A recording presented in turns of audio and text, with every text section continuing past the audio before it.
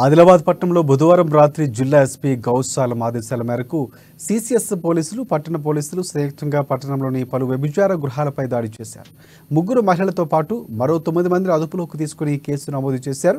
ఇందుకు సంబంధించిన వివరాలు మావల పోలీస్ స్టేషన్లో ఏర్పాటు చేసిన మీడియా సమావేశంలో డిఎస్పీ ఎల్ జీవన్ రెడ్డి వెల్లడించారు. మావల పోలీస్ స్టేషన్ పరిధిలోని new housing board colony, teachers కాలనీలతో పాటు అలాగే ఆదిలాబాద్ 2వ పట్టణ పోలీస్ స్టేషన్ పరిధిలోని విద్యానగర్లో వ్యభిచార గృహాలు నిర్వహిస్తున్నారనే విశ్వసనీయ సమాచారం మేరకు దాడి చేయగా వ్యభిచారం నిర్వహిస్తున్న 3 మహిళలు అలాగే 9 మంది పురుషులు అరెస్టు చేసినట్లు తెలియజేశారు. జిల్లా వ్యాప్తంగా ఇటువంటి అసాంఘిక కార్యక్రమాలైన అలాగే వ్యవస్థీకృత నేరాలకు సంబంధించి నిర్వహించే వారిపైన సహించేది లేదని అన్నారు.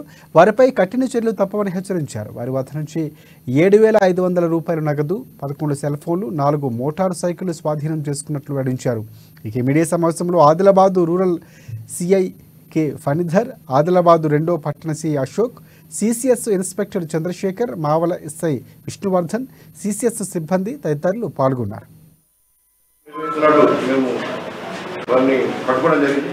అక్కడ విశాల్ అనే ఒక కస్టమర్ కూడా దొరికాడు. అక్కడ దొరికిన మహిళను బాధితురాలుగా మేము విట్నెస్గా తీసుకుని ఆమెను హాస్పిటల్ పంపడం జరిగింది.